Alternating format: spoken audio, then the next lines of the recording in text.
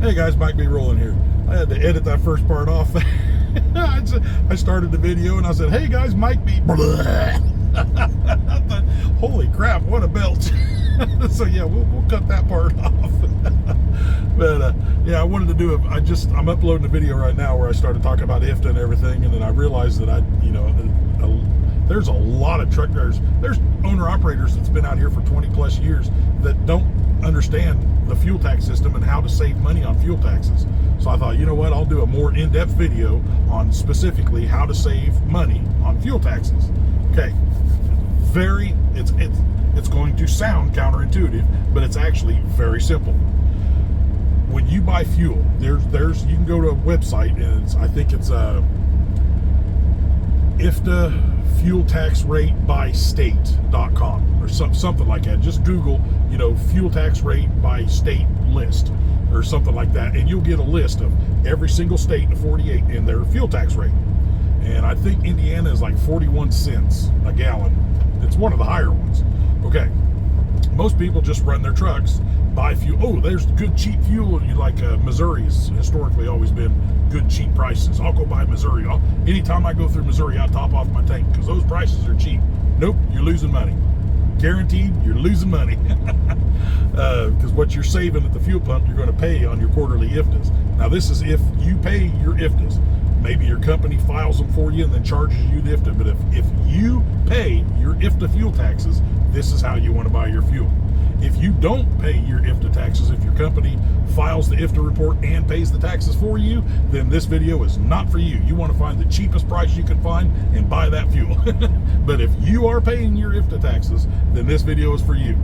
You want to actually buy your fuel in the states that have the highest tax rate. So like Indiana has one of the highest tax rates in the Midwest region. And like I said in the last video, briefly, I run Indiana, Ohio, and Michigan. Every now and then a little bit of Kentucky, but I try to stay out of Kentucky. So I'll use those three states as an example. Michigan and Ohio has a lower tax rate than Indiana. But I run, the way your IFTA is figured is how many gallons you bought in fuel per state, how many gallons listed by state, and how many miles you drove in each state. That's why you have to, with the electronic logbooks, it's all done digitally. You don't have to do it now, but back in the day, we used to have to write, I still do on my logbook, I have to write my mileage every time I cross the state line, and then go back and calculate how many miles I drove in each state so that I can, because I'm paper logs, I turn that into the company, and that's how they figure my IFTA is on that mileage chart. So the vast majority of my miles, like 70% or better of my miles, are Indiana miles. So if I buy my fuel in Indiana, and then I run my Michigan and Ohio miles, are just in and out states. So it's an insignificant amount of miles. By buying all my fuel in Indiana and then burning most of my fuel in Indiana, I get a refund every quarter. Usually it's mid 80s to $100, a quarter refund, because I bought enough, I paid enough, more than enough taxes, I got a refund. Now, if I would have bought all of my fuel in Ohio at a cheaper tax rate and then drove those miles and burnt that fuel in Indiana at a higher tax rate, Indiana, through the International Fuel Tax Agreement, Indiana claims those taxes from Ohio. It gets distributed. The fuel tax that you pay when you buy your fuel, no matter what state it is, you pay that state's rate on the fuel taxes. And then that is distributed amongst all the other states, and it's an agreement. It's the International Fuel Tax Agreement. And so you want to pay enough taxes to cover your IFTA. So what you do is you buy your fuel in the highest price state. Illinois is a really good one. Always has historically been a good state to buy fuel in. Last I remember, and this was better than 10 years ago. Well, no, it's been probably 7 years ago, but I think Illinois was like 42 cents a gallon. That's even higher than Indiana. And Indiana used to be a split state. It was 11.6. Indiana was crazy. New Mexico is another one that does the split. Indiana and New Mexico were the only two standouts. Indiana has recently fallen into line these last few years, but they used to do 11.6, where they charged you an 11-cent fuel tax and a 6-cent surcharge. And they kept the surcharge and distributed the fuel tax. Enough states raised hell about it that finally Indiana fell in line and just said, fine, well, we'll just charge this huge ass fuel tax. So Indiana and Illinois are good states to buy your fuel in. So you find the state that has the highest fuel tax rate, then you find the cheapest fuel you can find in that state. And a lot of people swear them down. They buy their fuel at the Pilot and the Loves and the Flying J and the TA and the Petro and blah blah blah. I like their fuel. It's this. The company says I got a fuel there. They give us kickbacks. Okay, well, number one, Speedway, Casey's, all your little mom and pop fuel marts, things like that. Like in Lima, Ohio, is a fuel mart. That's the best price on fuel I've found in all of Ohio and Indiana and Michigan. It's right there at Cridersville, exit 118 on 75 there. It's a little fuel mart. It's not Mr. Fuel. No, it's Fuel Mart. Yeah, but yeah, these big truck stops, they're giving these companies like I don't even know how many cent, but like if you spend a full tank of fuel, 150, 160 gallons of fuel, you might get $25 back in fuel rebate. You're still overpaying. Speedway and these little mom and pops are 25 to 30 cents a gallon cheaper. So on a 150 gallon fill up, you're already, just from the price on the marquee sign, just the price offset is already on 150 gallons at $37.50 in your pocket that you're not spending. You're already saving $37.50. Then if you use the Mudflap app, like I use the Mudflap app, and I don't do a lot of affiliate links. Matter of fact, I don't do any affiliate links except for Mudflap, and I'll put it in the comment of this video as well. I'll pin it at the top. But if you use Mudflap, that goes right out of your account, and any company will tell you, if you use our fuel card, you can only fuel at the Loves and Pilots, fine. Don't use their fucking fuel card.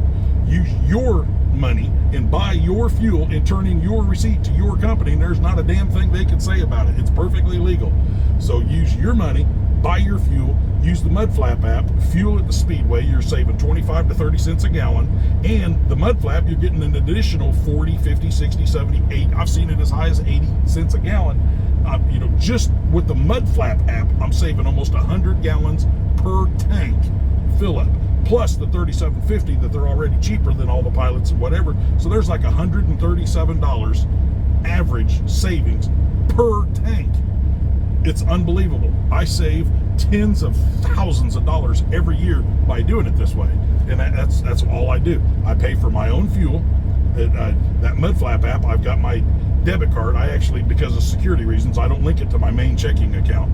I had a secondary checking account that I was using for investments and things like that I don't leave any money in that account. I just transfer over what I want to invest and then use that debit card on that checking account and invest it to my different investment portfoliows. So I linked that account to the Mudflap app, and then literally I go on there and I look at the app and I see what the price is. I fuel at Waterville, just west of Toledo, because that's in my route, and it's a Speedway, and it's always 25 to 30 cents cheaper than all the other truck stops around there. So I go on there and I open up the Mudflap app, and I click on Waterville, and I see their price, and I was like, okay, what's this much? And I need 160 gallons, we'll say. I got a sneeze coming. Excuse me. So I'll say, yeah, I need 160 gallons at this price, and I go on my phone, calculate it out. I need about $560. Okay, no worries. So I go on my bank app on my phone, and I transfer $560, usually like $580, just to make sure I got a little extra in there. And I transfer that over to that checking account. Done. Then I go right back to the Mudflap app, and I click give me a code. And as soon as they give me a code, that locks in what they put a $500 hold on your account, because you're just applied for a fuel code, so they want to make sure you got the money. Apply for that code, you walk inside, you give them that code, they turn the pump on, you're pre-authorized, you're ready to go. Payment's already as good as made. You walk right back out, fuel your truck. As soon as you hang that nozzle up, by the time you go from the nozzle to your truck, you've already got an email that shows you their price, Mudflap's price, how many gallons you put, and how much money you saved. Just that quick, you've got the email, done. Then you walk right back in the store there and you grab the receipt, and that receipt shows the numbers that's on the pump. Not the numbers that you actually paid, the numbers on the pump. So there's a benefit there. I'll leave it at that. But yeah, the fuel tax system, most people have no idea how it works. They just see cheap prices and think they're saving money, and they're actually spending more money. And when you gotta, I'm a numbers guy. I like numbers, and I run the numbers and do my research, and figured out years ago, hell man, I'm saving money by buying this fuel than I did over that fuel. Why is that? And then I started running the different numbers, calculating my miles, and I was like, holy crap, No one ever told me that. And then one time, years and years ago, I was leasing on with a company, and we were in orientation, and that guy was actually teaching. It was an all owner operator company, big blue star on the side of their trailer. That's all I'll say. But that guy, that orientation guy, asked the question. He says, if I'm paying X number of dollars and pennies in Indiana or X numbers of dollars and pennies in Illinois, which is the better state to buy fuel in? As soon as he asked that question, I was like, ding, ding, my radar came up, and I was like, ooh, this guy knows his stuff. And I raised my hand up and I said, Illinois. And everybody kind of, because Illinois' price was, significantly higher. It was like 10, 15 cents higher per gallon, and everybody's like, what? How's that? And the guy says, all right, we got somebody who knows what he's talking about. Explain, driver. And I explained the fuel tax system, and everybody in the room's like, I never knew that. And these are owner-operators that, 10, 15 years experience. They never knew that, And I was like, when I did that video earlier, I was like, man, I remember that. But there's a lot of people out there that don't understand how the fuel tax and the fuel price and how to save money. I think I need to do a video on that. So here we are. There's the video. But yeah, that's how you save money on a fuel tax system, guys. The price on the marquee is not the price you're paying. There's taxes and mileage, and there's a lot of other calculations that go into that. So, find your highest tax rates and buy the cheapest fuel you can of that high tax rate state, and you'll be just fine. All right, guys, you know what to do, man. Like, share, subscribe, comments, questions, throw them in the comment section. I read them all and answer them all. You guys be good out there, and we'll catch you later.